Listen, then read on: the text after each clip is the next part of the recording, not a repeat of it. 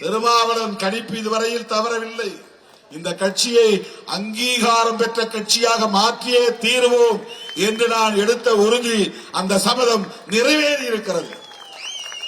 எதிர்காலத்தில் அதிகார பகிர்வையும் வென்றெடுக்க முடியும். ஆனால் அதற்கான காலம் இப்போது இல்லை என்பதை நாங்கள் உணர்ந்திருக்கிறோம். எனவே காங்கிரஸ் தோழமை கட்சி என்கிற உரிமையோடு கேட்கிறது, அது ஒன்றும் தவறில்லை.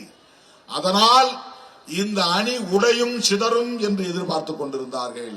எதிர்பார்த்தவர்களின் மண்டை உடையும்படி தேமுதிக பொத்தென்று அவர்களின் உச்சந்தலையிலே இடியாக விழுந்துவிட்டது.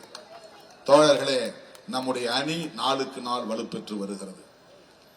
இந்த அணி மக்களிடத்திலே செல்வாக்கோடு இருக்கிறது. எதிர்கட்சிகள் இன்னும் ஒன்று சேர முடியவில்லை. விஜய் அவர்களை தேடி ஒரு கட்சி கூட போய் இன்னும் சேரவில்லை. ஏற்கனவே கூட்டணியில் இருந்த கட்சிகள் இன்னும் அதிமுக கூட்டணியில் சேருவதற்கு சில கட்சிகள் தயக்கம் காட்டிக் கொண்டிருக்கின்றன.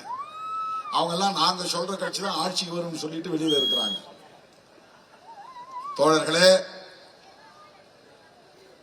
திராவிட முன்னேற்ற கழகத்தின் தலைமையிலான மதசார்பற்ற முற்போக்கு கூட்டணி, விடுதலை சிறுத்தைகள் அங்கம் வகிக்கிற கூட்டணி,